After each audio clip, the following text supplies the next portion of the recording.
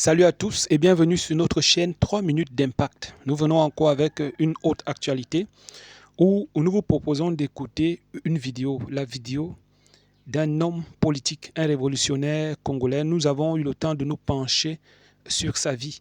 C'est quelqu'un qui a beaucoup fait la prison. Il a fait la prison à cause de ses prises de position. C'est un Congolais et aujourd'hui il critique le régime de Félix Tshisekedi. Il a été invité à cette émission pour parler à propos de l'accord de paix. Et nous avons estimé que des choses qu'il disait pouvaient paraître pertinentes. C'est pour cette raison que nous avons voulu mettre cette publication au grand jour pour tous les abonnés afin que chacun donne son avis. Que pensez-vous de ce qu'il est en train de dire? Quand il parle de l'accord de paix qui a été signé ou alors quand le gouvernement parle de l'accord de paix qui a été signé, quels sont les dessous de cet accord? Est-ce que la RDC sera véritablement heureuse sous cet accord de paix? Quand on parle d'accord de paix, c'est pour combien de temps que cet accord de paix a été signé? Est-ce que c'est de génération en génération? Et même l'exploitation des minerais par les États-Unis, est-ce que cette exploitation des minerais est éternelle? Alors, on peut se poser ce genre de questions. Pour en savoir plus, nous allons nous pencher sur ce qu'il dit. Nous allons écouter attentivement ce qu'il dit. Je ne suis pas en train de dire que tout ce qu'il dit est vrai, mais c'est juste une vidéo que j'ai choisi de poster pour pouvoir nous amener à la réflexion.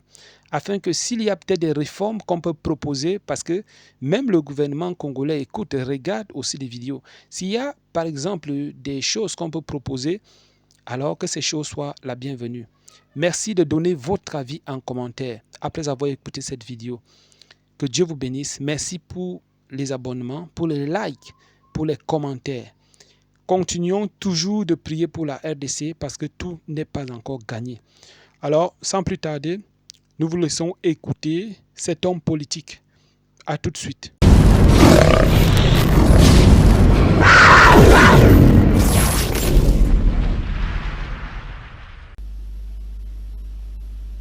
Pas de solution à proposer. Pas de solution, tu sais qu'il y a. Mais d'ailleurs, dans l'accord là, l'autre fois, j'avais démontré comment les pourcentages sont répartis. Mais aujourd'hui, je vous dis, dans l'accord, les négociateurs congolais ont oublié le retrait immédiat. Ce n'est pas stipulé. Le retrait immédiat des troupes rwandaises, des systèmes de défense rwandais, n'est pas défini dans l'accord. Alors, si le retrait n'est pas défini, ceux qui vont se retirer, on ne sait pas. C'est la M23 AFC ou c'est l'armée rwandaise. Ce n'est pas clair.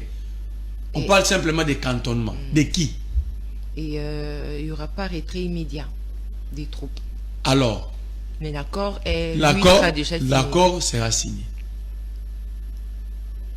Est-ce exprès ou parce que tu sais qu'il dit à Yébike, il est en train de jouer un coup contre la République. Kagame soit aujourd'hui bénéficié. Vous allez remarquer, entre le Congo et le Rwanda, c'est le Rwanda qui pousse pour que cet accord soit signé. Pourquoi le Rwanda pousse? Aucun membre de l'Union sacrée va nous expliquer. Il va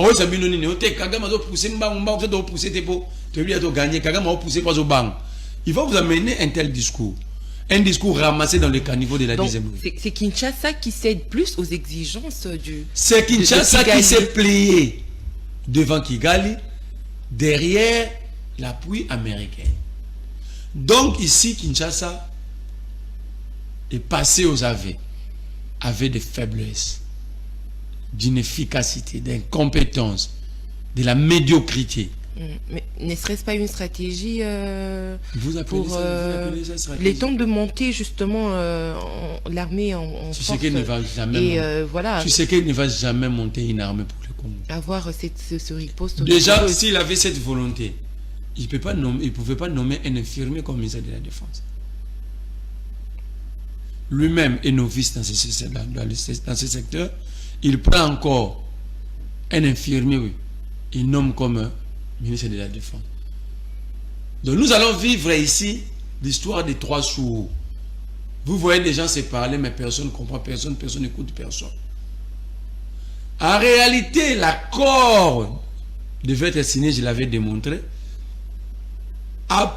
après que l'accord soit débattu à l'Assemblée nationale. Oui. Mais ici, l'accord va être Violation de signé texte. pendant que les députés sont en vacances. Donc, Tshisekedi va imposer sa volonté même à la représentation nationale. L'accord de Washington, c'est un accord qui consacre la balkanisation et le bradage de la République. Donc, l'Union sacrée, à la tête du Tshisekedi, c'est un groupe de gens qui sont arrivés au pouvoir pour balkaniser la République. Pour balkaniser ou pour donner la paix tant voulue au Congo? La paix se gagne, Madame Tania. Quelles sont les garanties données par Washington si demain Kinshasa n'est pas d'accord avec l'application de l'accord? Parce que c'est un accord qui va être signé. Il y aura des séances d'évaluation. Signé, c'est un fait, mais appliqué aussi.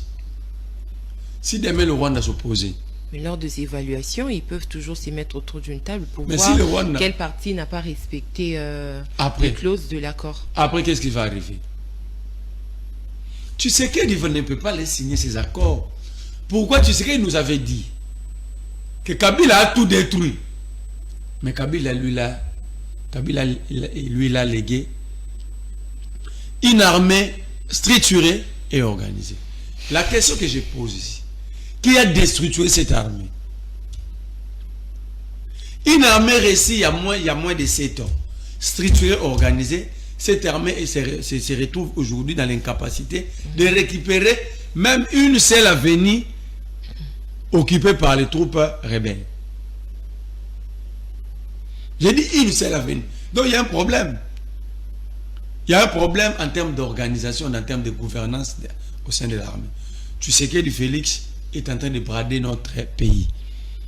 Les Congolais sérieux doivent s'opposer à cette démarche. Parce que ce n'est ni salvatrice pour nous, ni bénéfique. Simplement ici, le 20% que le Congo aura, c'est pour la famille Tshisekedi et son entourage. Pas pour la population. Ils ont déjà fait quoi pour la population? Il vous dit ici, les pays étaient tellement pauvres, mais on n'a jamais connu la pénurie dans le secteur. Il y a Bulletin à Pamba. Un pays qui va mieux aujourd'hui, qui a 18 ans, bah, on a une capacité de sa bulletin. Et le secrétaire général de la FPST, sans honte, sans vergogne, a sali communiquer, demanda aux chefs d'établissement de fabriquer des bulletins. Mais c'est pas bulletin. Il y a papier de pirater, pas il y a carton.